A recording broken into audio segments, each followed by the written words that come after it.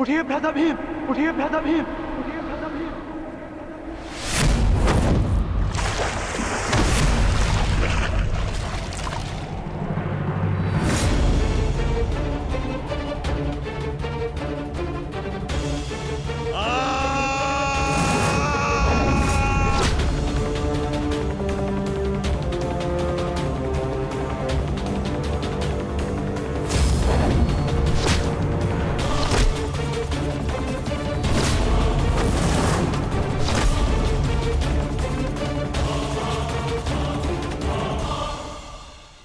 प्रतिज्ञा ली थी ना तुमने कि तुम मेरी जंगा तोड़ेगा। आज मैं प्रतिज्ञा लेता हूं, तुझे मारने के पश्चात, उन पांडवों का वध करने के पश्चात, उस 5 पतियों वाली पांचाली का पूरे कुरु सभा के बीच फिर से वस्त्रहरण करूंगा और अपनी इसी जंगा पर बिठाऊंगा।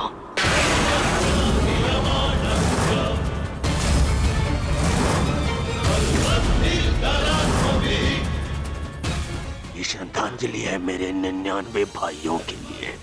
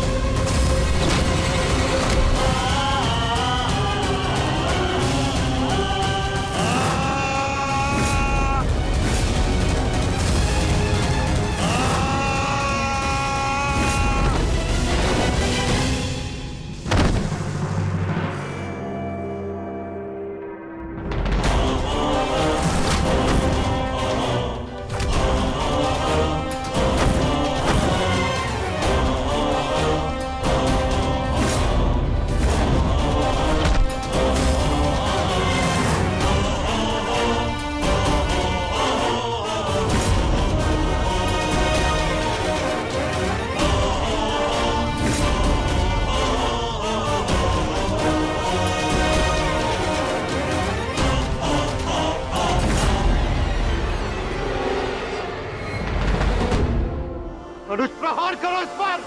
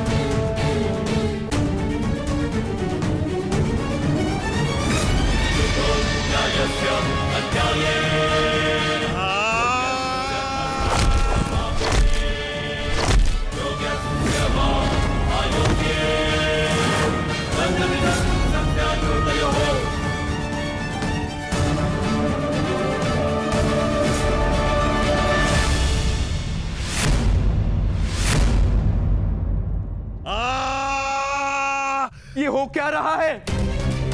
स्वयं स्वयं महाबली बलराम के होते हुए इस प्रकार नियम का उल्लंघन कैसे हो सकता है?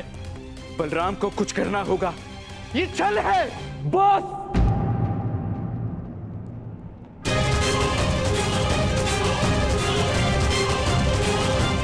नियम भंग हुआ है।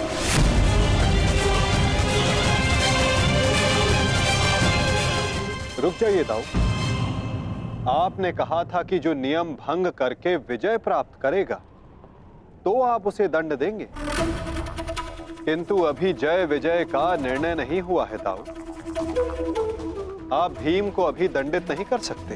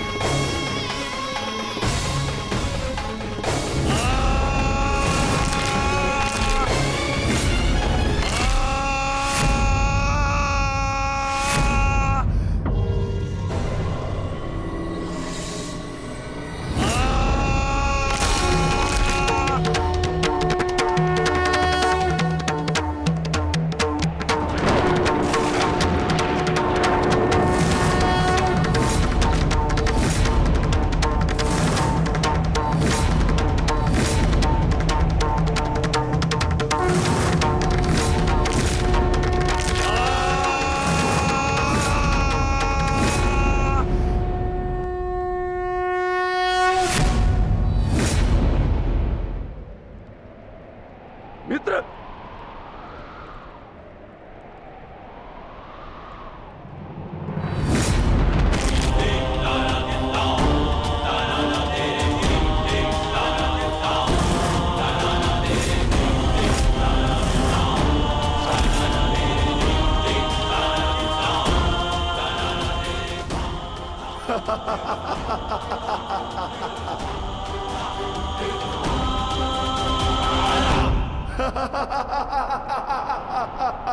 अंत हो गया।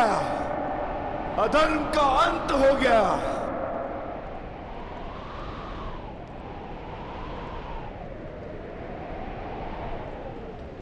ज्येष्ठ पांचाली से कहना मैंने अपनी प्रतिज्ञा पूर्ण कर ली।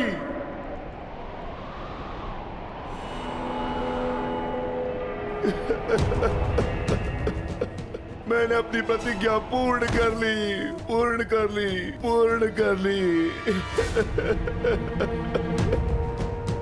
ये 100 हाथी के बल वाला भीम 100 भ्राताओं का हत्यारा बन बैठा।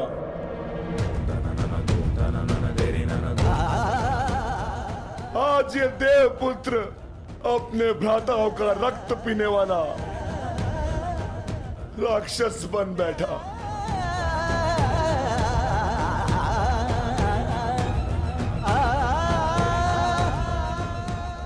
मैंने अपनी प्रतिज्ञा पूर्ण कर ली पांचाली। तुम्हारे अपमान का प्रतिशोध मैंने ले लिया। इस महायुद्ध में, इस महाभारत में मैं विजयी हो गया।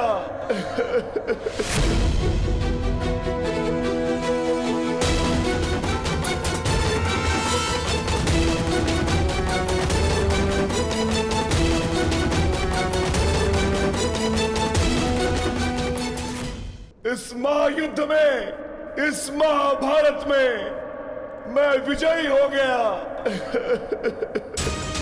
परंतु आज स्वयं को हार गया ये वृकोदर भीम।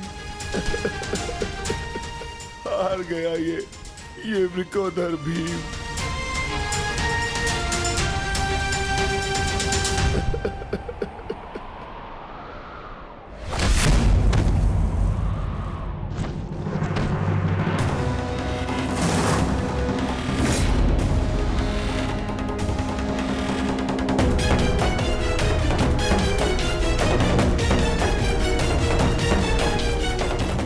मैंने कहा था ना भीम, यदि किसी ने नियम तोड़कर विजय पाई तो मैं स्वयं उसके प्राण हर लूंगा।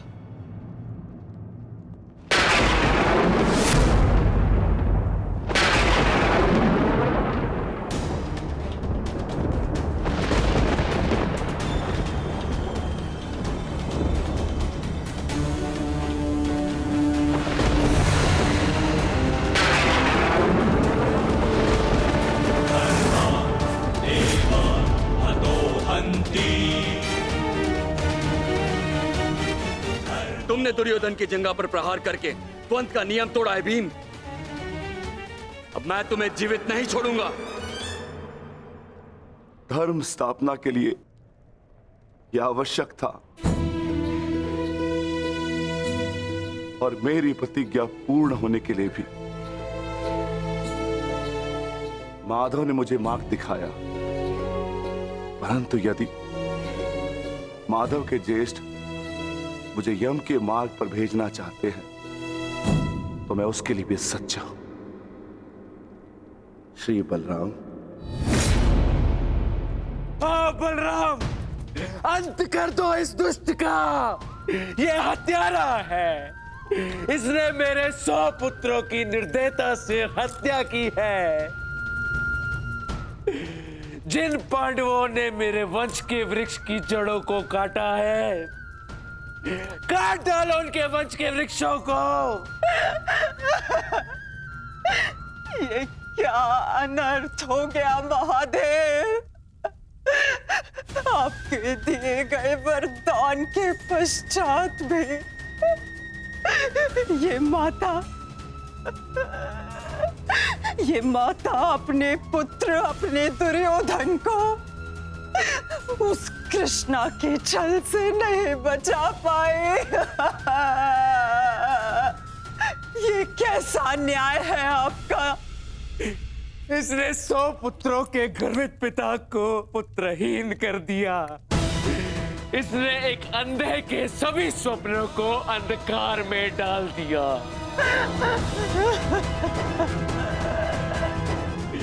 अंत कर दो इसका। मार डालो इसको अंदर। यदि मुझे कोई तर्पण करने वाला जीवित नहीं तो इनका तर्पण करने वाला भी शेष नहीं होना चाहिए।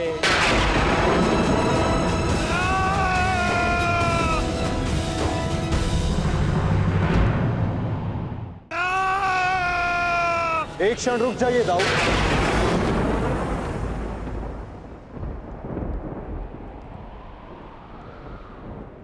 नहीं कान्हा, अब मत रोकना मुझे। अब मैं बंदित नहीं हूं। मैं अधर्म को तो नहीं रोक पाया, परंतु अधर्मी का नाश अवश्य करूंगा।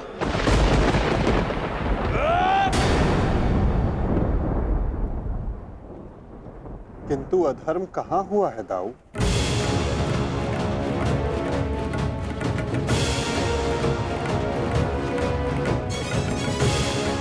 भीम ने नियम भंग करते हुए दुर्योधन की जंघा पर प्रहार किया।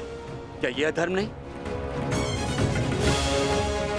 तुमने स्वयं अपनी आंखों से देखा है कान्हा, फिर भी तुम मुझसे प्रश्न कर रहे हो? हाँ दाऊ, क्योंकि ये प्रश्न उचित है।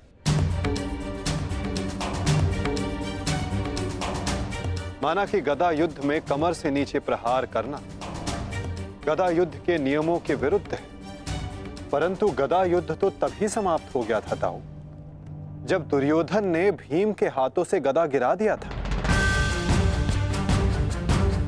किंतु उसके पश्चात क्रोध के कारण दुर्योधन निहत्थे भीम पर निरंतर गदा से प्रहार करते रहे। क्या यह उचित था दाऊ?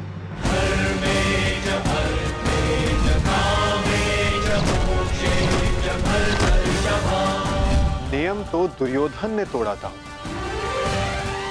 विकोदर भीम ने तो केवल आत्मरक्षा का प्रयास किया था, जिसके कारण विकोदर को विवश होकर दुर्योधन की जंघा पर प्रहार करना पड़ा।